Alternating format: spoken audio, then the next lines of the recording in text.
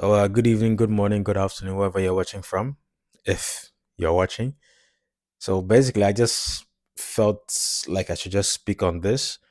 It's basically a topic that directly affects me, if I'm to be honest. So, it's just basically wealth gap in the UK and even in generally in developed countries, especially the wealth gap between different races. So I just wanted to speak about this because, as I said, I'm directly affected. I'm an immigrant coming from Ghana, new into the UK, just just a little over 3 years now. But even besides me, I mean, there have been black people or people from African or Caribbean descent who have been in the country, who have been in the UK for a while. But if you look at the wealth disparity between like white families and then black families, like there's such a huge gap. There's such a huge gap. You wonder, I mean, we kind of know why, but you wonder what can be done to try to close that gap in any way, if I'm making any sense.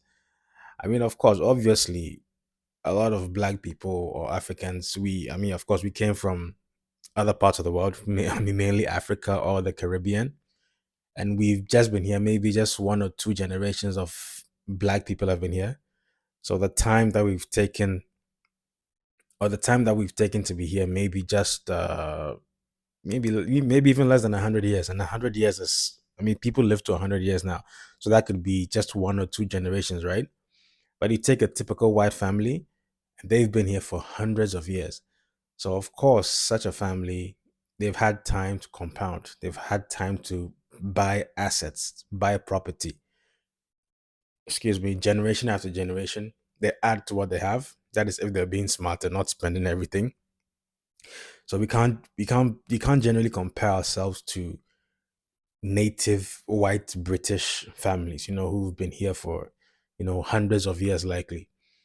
So is this something that has been that has been like heavy on my heart, and I just wanted to speak about because I'm here with my family. We've been 3 years here, and like no matter the way, like no matter how I try to slice it, I'm trying to figure out like how can we match up, how can we build such wealth that we have that freedom to live our lives, to do what we want to do, work when we want, not because we have to work.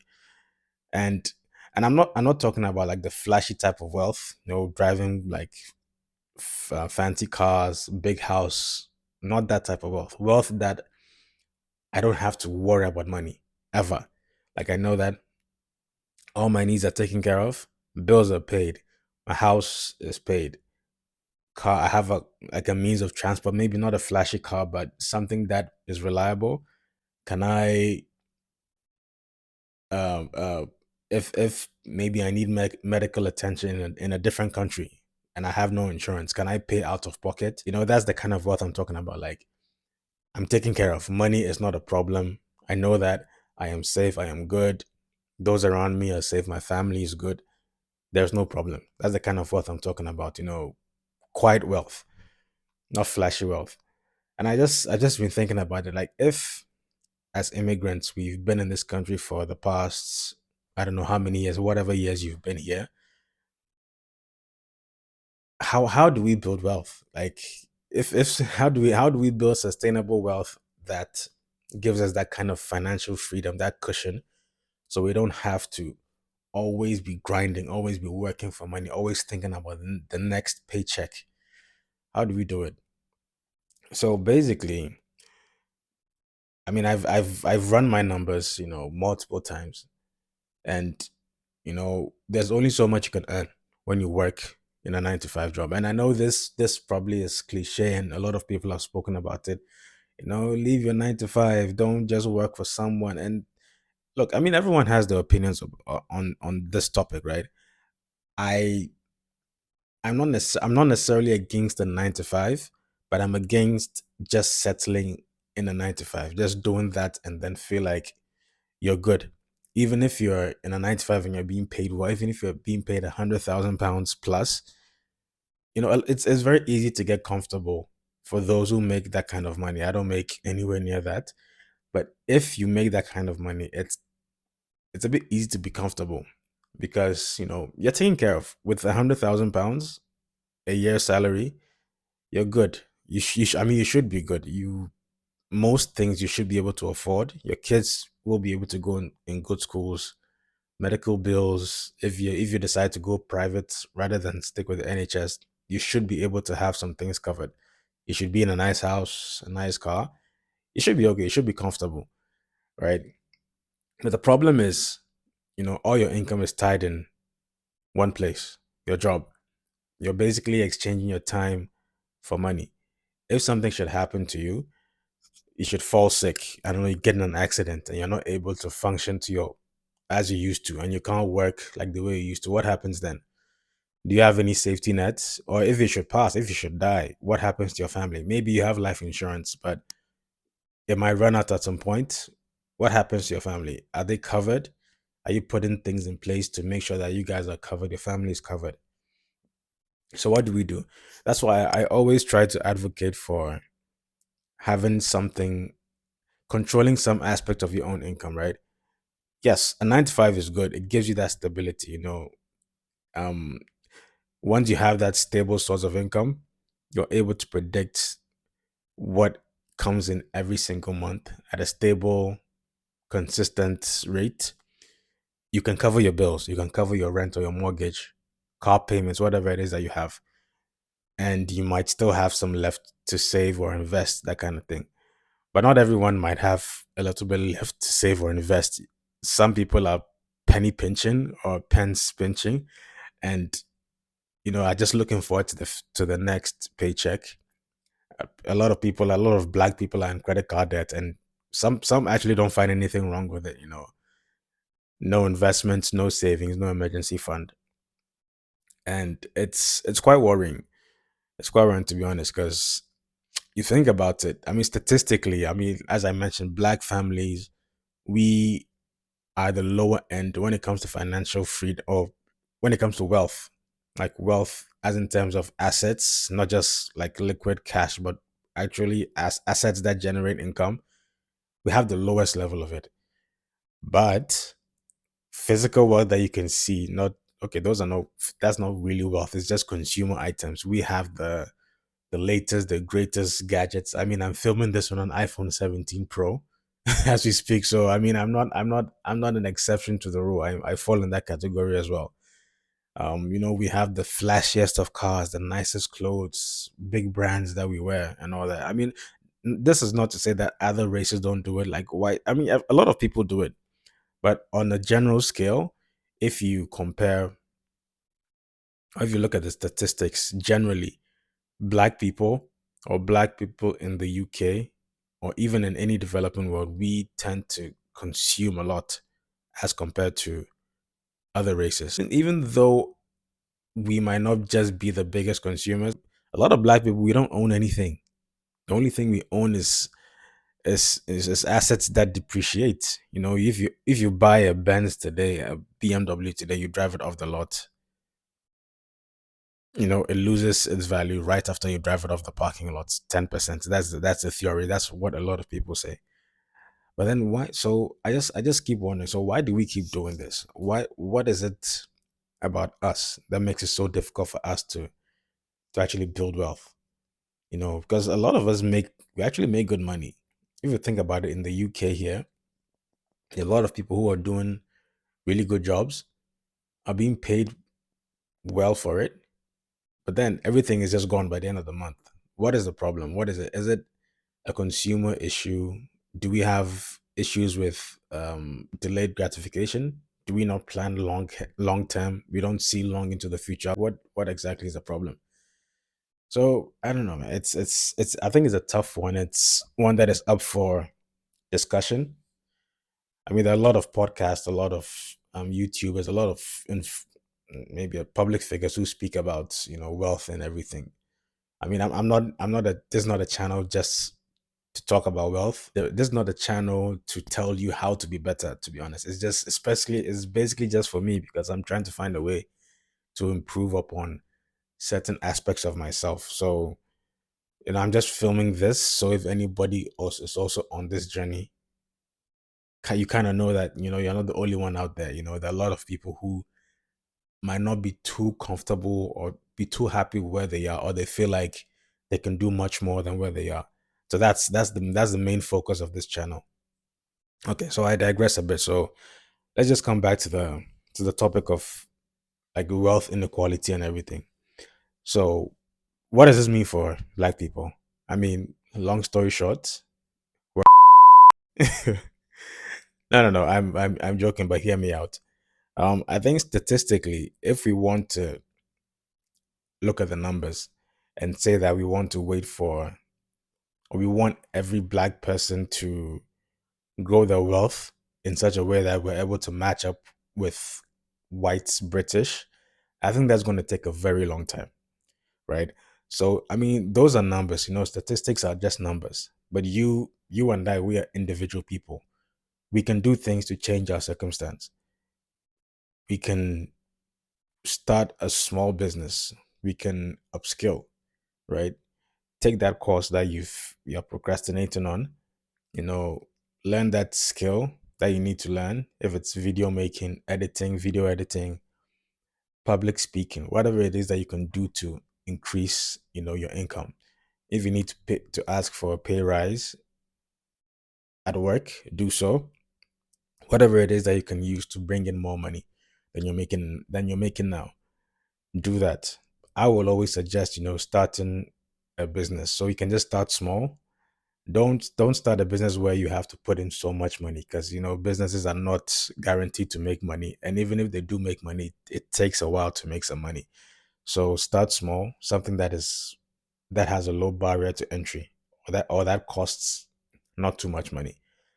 Um, yeah, and once that money starts to come in, like this is where the problem is. We need to have systems in place. We need to try to stay as disciplined as possible, so we're not spending that money because we feel like lifestyle creep. We're not spending more because we're earning more. We need to try to keep. I mean, of course, if already with what you're making now, if it's not enough to cover the bills and it's a struggle, of course you can upgrade your. Sorry, I bit my tongue there. You can upgrade your life a bit to get to that level of comfort, so you're not struggling too much. But once you get there and you're still earning some more, definitely put that money to use. Okay, don't spend that money. That money is for future you. So this is not an investment channel, but you can look into opening a stocks and shares ISA. That's one thing I really like about the UK here. If you have a stocks and shares ISA, you can put up to £20,000 in a stocks and shares ISA, and any money you earn on those, or not any interest you earn on the money that you put into like the stock and shares ISA, is tax free. You don't pay any tax on it. So you have up to £20,000 to put into an ISA. So there's the cash ISA and then the stocks and shares ISA. But as of, I think, starting from April, yeah, starting from 1st of April, they're going to put a cap on how much you can put in the cash ISA, which is £8,000. I think I stand corrected. If I'm wrong, I'll put the correct figure here. Um, so it's going to be £8,000 cap for a cash ISA, but then stocks and shares ISA has no cap, up to £20,000. So you can put all your money in a stocks and shares ISA. And also just be careful when you're going into investing. Don't go buying individual stocks, especially if you're new to this. Just buy a low cost index fund, an ETF. The S&P 500 is a very popular one. You can buy ETFs for developing markets or for the developed markets. Vanguard is a very popular one, and there are a lot of platforms that offer these services free of charge, commission free. So trading 212 is one that I use personally. I don't have too much money in there, but I try to put a little something away, as and when I can. I know that I think eToro also does it. Um, there's some other platforms. Off the top of my head, I can't remember all of them. Invest Engine is also a good one. Um, but also there are also robo investors. So robo investors are like they're kind of like fund managers, right? So if maybe you're not too confident to use a platform like Trading 212 or Invest Engine, you can use robo advisors, and they will charge a commission and invest for you, right? So I think there's some platforms like Moneybox. I think Moneybox is a robo investor.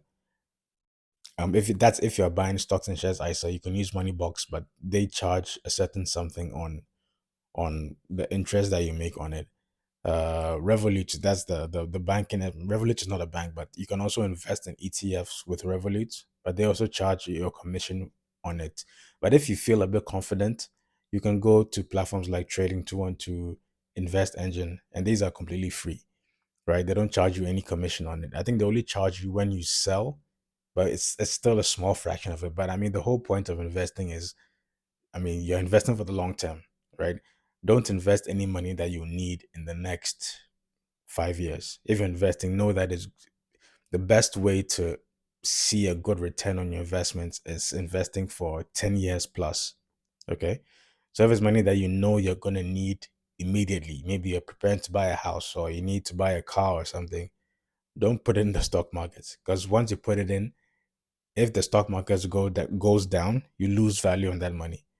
And if you're going to need it soon and you've lost value on that money and you withdraw that money, you've lost, right? So invest now. The stock market will go up and down as it always does, but it goes up and down in an upward trajectory. It never just falls and just keeps falling. It always goes up and down, but in an upward trajectory. I always mess up that word, trajectory. Okay, so yeah, so that's my little 2 cents. We come into this country with so much, visa fees, the NHS surcharge. We pay so much money being on visas in this country, and it's so easy to lose focus of why you're here. You're here because you're probably trying to find better opportunities, but then you forget that, and then you're just struggling. You're just striving to survive. You're paying bills, you're paying your council tax, you're paying so much visa fees, and you have nothing left. So you realize that by the time you're even done, maybe you get your indefinite leave to remain or your British passport, you have nothing to your name. The only thing you have to your name is a new passport. And what value is that? So I feel like as much as we're still building, or as much as we're working our way towards getting permanent residency in this country, we need to build. Like it's not a like there's no option. There's no other way to put it. It's a must. We need to do something about it. Or otherwise, 10 years will go by, 20 years will go by, and you realize you have nothing to your name. Right? We don't want that to happen. I mean, a lot of us, okay, I would say some of us are not here because we don't like the country we're from. I would very much like to go back to Ghana because that's where my comfort is. I'm comfortable in Ghana. My family is in Ghana. I don't have an issue in Ghana. I never paid rent when I was in Ghana. But here, you're paying so much rent. Half of your income just to living here, right? We're here to try to make, I don't know, find better opportunities, give our kids better opportunities, right? So I feel like we shouldn't lose sight of that. We need to squeeze as much as we can from this country, as much as we're given to this country. I feel like we also need to get our share of this country. Take a piece of this country, and not in a bad way, like seize a piece, but contribute to the country, create value, and once people see that you offer value, people will gravitate towards you. Money will gravitate towards you. That's just the way it is. You give value financially, you will reap the reward from the value that you give to other people. So I think that's one thing we really need to do. We need to try to delay our gratification as well. The flashy things, my people, the cars that we buy, the clothes, we really need to find a way to put a cap on those things. The fancy apartments that we live in. Get a decent place, get a decent car that can get you from point A to B. You don't need to be flashy. Okay, flashiness can come later on when you're in a position that your money is making money for you. Your money is growing on its own, and you in your sleep you're making good money. If you're in such a position, then probably you can treat yourself to a nice car, a nice watch, just to, give yourself a little pat on the back that you've done something, with yourself. Because I mean the point of making money is to live I mean you need to enjoy the money you make as well, right? It shouldn't be just making money, grinding away, and then dying and leaving all the money. I mean, even if you die and leave all the money, it's still going to go to your kids or family. But I mean, of course, don't die and leave your money. As much as you can, enjoy life while you're making money, but also leave enough for your kids, so your kids don't have to stress as much as you did, right? And leave something for them to build on top of, and their kids will also build on top of that, and their kids will build on top of that. So it just keeps growing and growing. And then, I mean, before you know it, maybe 3, 4 generations down the line, you guys, you could be a wealthy black family in the UK, or in the US, or in Australia, wherever you live, right? It's the little steps, but it's always harder for the first generation, those who decide to do it. It will be harder for you in terms of the efforts that you have to put in, the work that you have to put in. You can still live a good life, but put in that work, do it for your kids, you know, so they can have it a little bit easier than you did, you know. Yeah. So yeah, that's my little talk, or my little rant, my little TED talk this evening. It was just something I had to get off my chest. And it's something that personally I'm working on myself. I'm not where I want to be financially yet. I think the story this is the similar story for a lot of us here. It's a human thing, right?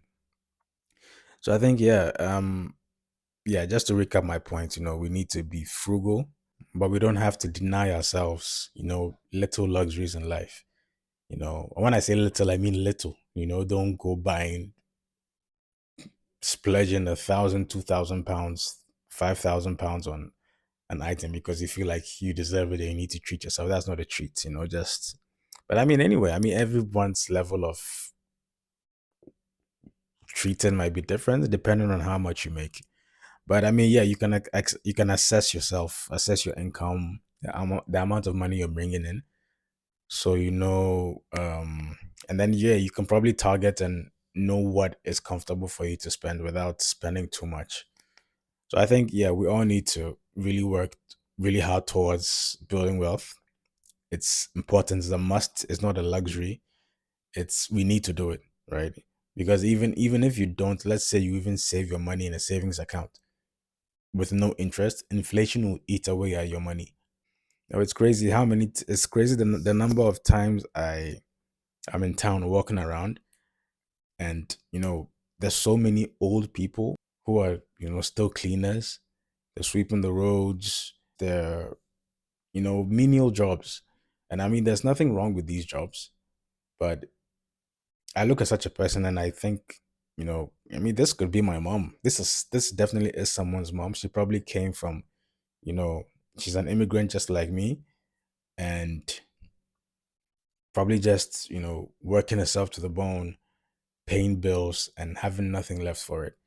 And they're doing this into the old age. They're 60, 70, and they're still doing this, right? This shouldn't be our story, right? I look at people like bus auntie. I don't know if you guys know her. She's the lady who stands very close to the buses while they move past her. And she you can tell that, yes, she is also an immigrant. She came from Nigeria to the UK. She just started posting videos online. I don't think she ever thought she would be where she is, or be have the kind of influence that she has today. But look at where she is. I look at that and I get so happy. I be like, that's an auntie. That's an African auntie, someone who has come and is not just killing herself just for her children, but she's living her best life. It wasn't intentional, but she whatever she started, she realized, or I think she's being managed by, she has like an agency that manages her right now. But I'm very glad that she went with them, and I'm really glad. I don't know which agency represents her, but I'm very I'm very like it makes my heart very happy when I see her. And then I just saw her blowing up. You know, she has met the mayor. She met the mayor of London. She has met Keir Starmer.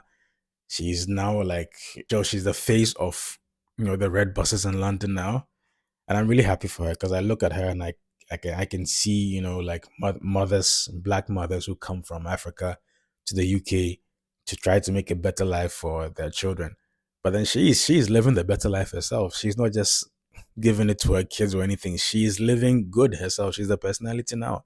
She's making good money, I assume. You know, so I think yeah, I think we need to get to the point where we take ownership of our lives, our finances, and just stop giving so much of our money away. Start earning, putting that money away, and also helping each other out of the gutter. If you see your brother who needs a bit of help, I think that's one thing we people also struggle with. There's that community isn't there. Once you come from Africa, you're here. It's kind of like everyone for themselves. You know, there isn't that collaboration of work. I mean, I do see some younger people who are starting to do that, but for a lot of the older generations, it's kind of I'm on my own, you're on your own. I figured it out myself. You'll figure it out yourself. I'm not gonna help you or anything. But yeah, I mean, I think there are a lot of issues in the black community here. If I want to speak on every single one of them, I don't think this video would end, or it would be too long. So I think generally we just try to we just need to try to do better by ourselves. As I said, individually we can earn better amounts of money. We can start businesses. We can we need to work together as well. If you have an idea, don't I mean, of course, don't go spilling your guts out to everyone about the idea you have. It takes out that power from the idea. You can start to yourself. You might start something and then you feel like you're alone, but someone else online might see you and be like, oh, I like what they're doing. Let me reach out to them. Maybe we can work together, we can collaborate and do something. You never know. Like some of the best partnerships are formed randomly from someone seeing you online. They like what you do, right? You build a community that way. That's how people see you and they connect with you. And you find partners that way. That's how you find partners, people who also do similar things to you and also are trying to also hone their craft in whatever they're doing, whether it's video making, if it's personal finance, whatever they're trying to do, starting a YouTube channel, whatever it is, any creative work, modeling, filmmaking, they're starting any random business or clothing line or whatever it is. You can't find people, so just start putting yourself out there. And you never know. You put yourself out there, the universe will give back to you tenfold, a hundredfold. So we are in the age where we need to try to get rid of we being afraid to put ourselves out there, because we see a lot of people making it. You put yourself out there, you work on your personal brand, and people are increasing their income by 10x just by being in the public, just by being online. They if you think about it, a lot of them don't really do anything special or anything different from what you and I do. The only thing is they have the courage to look foolish. They put themselves out there. If the video is crappy, whatever it is, it doesn't matter. Like, they put themselves out there. They give their advice on whatever it is that they are an expert in or trying to be an expert in. And slowly but surely they gain that confidence. The imposter syndrome wears off. They gain that following. They start to earn good money. And it's not even just for a business. When you start to put yourself out there, even in your career, let's say you are a lawyer, you work for a firm, and then you start to put content out there regarding the area of law that you practice, maybe family law, or you talk about, or maybe divorce, you're a divorce lawyer, and you start putting content out there to advise couples, on divorce rates and everything. Other law firms might see you and be like, oh, she knows her stuff or he knows his stuff. So let's reach out to them and try to get this lawyer in our firm so we can work with them, because they have that personality, they have that following, you know, and you might bring more clients to them because you have a following and because you're coming with that kind of leverage. You're coming with your own following. They might, if they wanted to pay you 50K, they might pay you 90K because you have that influence in the industry. So I think, yeah, we need to put ourselves out there and stop stifling ourselves so much. I think a lot of good comes from it. All right, let me end here before this video becomes too long. And I'll see you guys in the next one. Thank you.